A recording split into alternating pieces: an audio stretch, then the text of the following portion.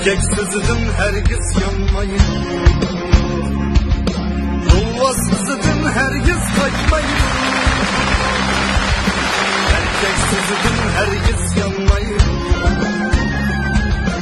yolvasızıdın herkes kaçmayın.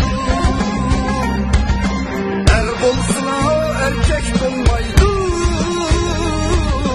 sünek gençlik olmaydı. Er bolsuna erkek olmaydı, sünek gençlik olmaydı.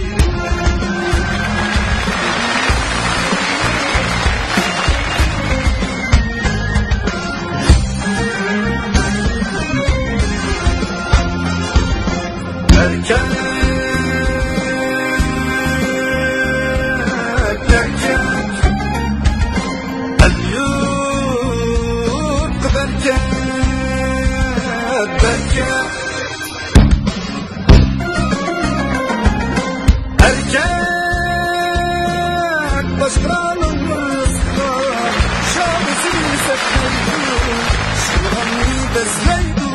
Erkek başkalarının rızkı şahısını seçmeydi, yıkılanı tepmeydi. Erkek yıkılanı tepmeydi. Erkek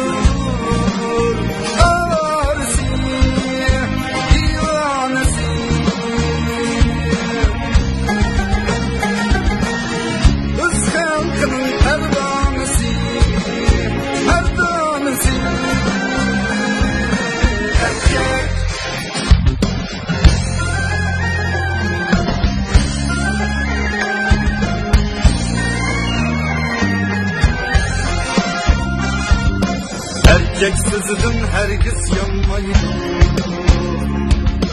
yolvasızıdın herkes kaçmayın. Erkek sözüdün herkes yanmayın, yolvasızıdın herkes kaçmayın. Er bolsuna erkek olmaydı,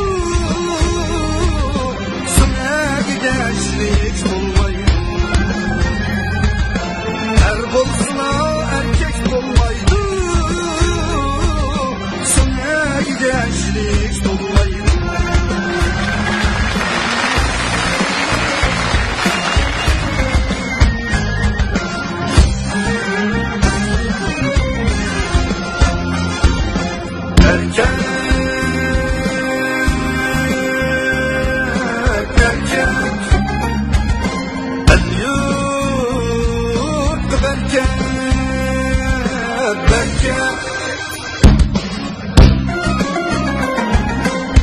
Erkek başkanın rızkı şahısını seçmeydi, şıhanı bezmeydi. Erkek başkalarının rızkı şahısını seçmeydi, yıkılanı tepmeydi. Erkek yıkılanı